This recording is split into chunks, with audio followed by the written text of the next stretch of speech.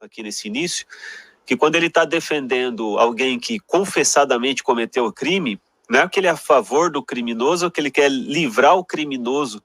O que ele quer, na verdade, é defender o direito do criminoso receber um julgamento justo. E ainda mais numa sociedade que as pessoas já estão tão saturadas de criminalidades e que sempre tem alguém querendo dar uma resposta simples para um problema complexo, que costuma já dizer, prende todo mundo, bota na cadeia todo mundo, ou então mata, né? Já vi pessoas falar, mata, dá um tiro e cobra a bala da família. Isso. Então esse tipo de raiva que a pessoa está expressando não é o direito nem da terra e nem o direito divino, porque o tempo do olho por olho, dente por dente lá da lei de Moisés já passou e nós não estamos sob essa legislação. Então, quando alguém fala direitos humanos, e aí alguém vem dizer, não, direitos humanos para humanos direitos, e não é bem assim, os direitos humanos são para todos, e a verdadeira justiça, o Valmir já tocou nesse ponto, mas a verdadeira justiça que realmente satisfaz o ser humano é a justiça de Deus. E aqui na Terra, essa justiça, ela não vai ser nunca perfeito, porque alguém vai lá e mata alguém. Vai fazer o que com o assassino que matou? Vai trazer de volta a vida aquela pessoa que morreu? Não dá. A justiça divina é amar o próximo. Se alguém servisse com a justiça divina, não mataria. Como ele, então, infringiu não só a lei dos homens, mas também a lei divina, ele vai precisar de um perdão divino. E aqui na Terra, conforme foi dito, o seu direito de ser julgado um julgamento justo. Como fazer, Valmir, você que trabalha nessa área, para, às vezes, ser mal interpretado? Como você faz para se fazer entender nesse sentido? Você passa por isso?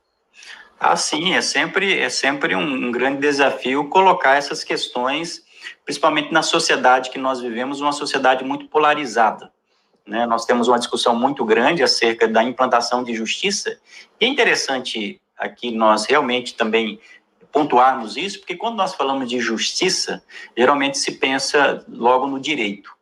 Mas a justiça nada mais é do que fazer a coisa certa, como diria o professor de Harvard, chamado Michael Sandel. O que é fazer a coisa certa? Ou seja, justiça envolve ética, envolve não somente punição, mas envolve distribuição equitativa das coisas na sociedade, como nós valorizamos as pessoas em sociedade. Então, aí nós temos realmente uma atitude, né, dentro da sociedade, que são mais radicais, aquele que nós chamamos ora à direita e ora à esquerda, uma que pretende, de maneira radical, trazer para a sociedade a lei de talião, olho por olho, dente por dente, enquanto nós temos uma outra perspectiva que acaba também querendo defender o próprio criminoso. E o que nós precisamos entender sobre isso é aquilo que as escrituras sempre nos recomendam, que é buscar sempre o equilíbrio, a sabedoria e o ponto que nos dê aquele centro, que é encontrar a medida mais adequada de todas as coisas. E para encontrarmos a medida mais adequada de todas as coisas, o princípio bíblico de amar o próximo como a mim mesmo, ela é fundamental, não somente para o nosso relacionamento em igreja, mas também para estabelecer esse padrão de justiça na sociedade. Quando nós pensamos em direito, quando nós pensamos em punição, a partir desse princípio da alteridade, da empatia, de considerar o outro, eu acho que isso daí nos estabelece uma reflexão sadia sobre o que é fazer justiça na sociedade. E você bem destacou acerca dos direitos humanos. Enfim, direitos humanos passa hoje por uma grande crítica também, é claro. Algumas críticas são necessárias, mas você deixou muito claro aí que o direito humano é um direito básico, um direito que cada pessoa tem. Por quê? Por conta de um princípio bíblico. Está lá em Gênesis capítulo 1, versículo 26, que diz que o homem ele foi criado à imagem e semelhança de Deus. Se o homem ele foi criado à imagem e semelhança de Deus, ele tem direito à dignidade, ele tem direito à liberdade, ele tem o direito de existir, independentemente da cor, independentemente da condição social. Veja, um princípio bíblico que se aplica ao âmbito do direito.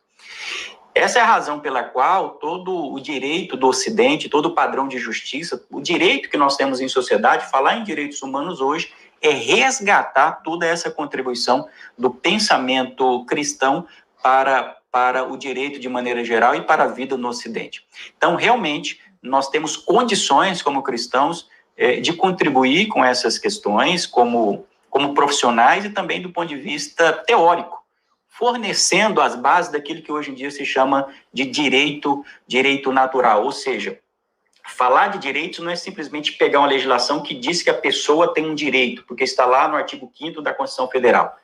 Mas falar do artigo 5º, que são os direitos humanos, né, os direitos de liberdade, esses direitos foram estabelecidos pelo Constituinte, mas da onde o Constituinte tirou uma base transcendente a partir do qual esses direitos foram estabelecidos? Ou seja, antes da lei, existe um princípio maior que estabelece os valores para nós estabelecermos essa legislação na sociedade. E quem vai nos legar isso? O ateísmo não vai nos dar essa base. Quem vai nos dar essa base para uma boa aplicação da justiça, para a vida e sociedade, para um Estado democrático de direito, é exatamente o pensamento cristão. E eu recomendo nesse sentido, para quem é estudante de direito, e não somente para quem é estudante de direito, mas quem gosta dessa temática, um livro chamado Estado Constitucional e Neutralidade Religiosa, entre o teísmo e neoateísmo, do professor Jonatas Machado, da Universidade de Coimbra, onde ele vai defender que nós não podemos conceber um Estado democrático de direito sem a percepção, sem a concepção de que existe um Deus que criou uma lei maior e a partir da qual nós